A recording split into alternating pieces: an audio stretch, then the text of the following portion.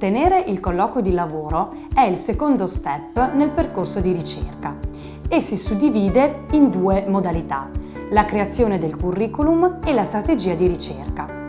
Iniziamo dalla creazione del curriculum, che avrà l'obiettivo di definire chi sei da un punto di vista professionale, quali sono le competenze e le esperienze che hai appreso nel tuo percorso, qual è il valore aggiunto che porti in azienda e qual è il tuo obiettivo professionale. Per costruire un curriculum che valorizzi la tua candidatura è necessario inserire un breve profilo iniziale in cui indichi le aree di competenza che hai appreso durante il tuo percorso, il contributo che apporti in azienda, il tuo obiettivo professionale, la cronologia degli incarichi che hai ricoperto nel tuo percorso, in cui vai ad inserire il ruolo, le aree di attività e i risultati raggiunti. Ricordati di non costruire una cronologia sterile delle attività che hai svolto, ma è molto importante che vai a delineare gli obiettivi o le problematiche che hai inserito in ogni esperienza.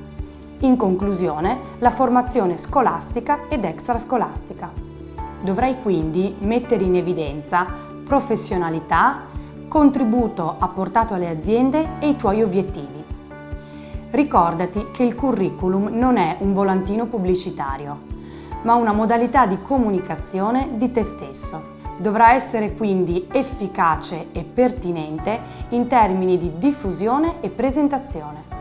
Un consiglio: sii estremamente sintetico e concreto. Non utilizzare paroloni o termini pomposi quali esperto, strategico, appassionato, motivato, organizzazione, multinazionale, leadership, problem solving. Queste sono le parole che sono state individuate da LinkedIn come le parole maggiormente utilizzate nel curriculum. Non utilizzarle e sarai maggiormente efficace e originale.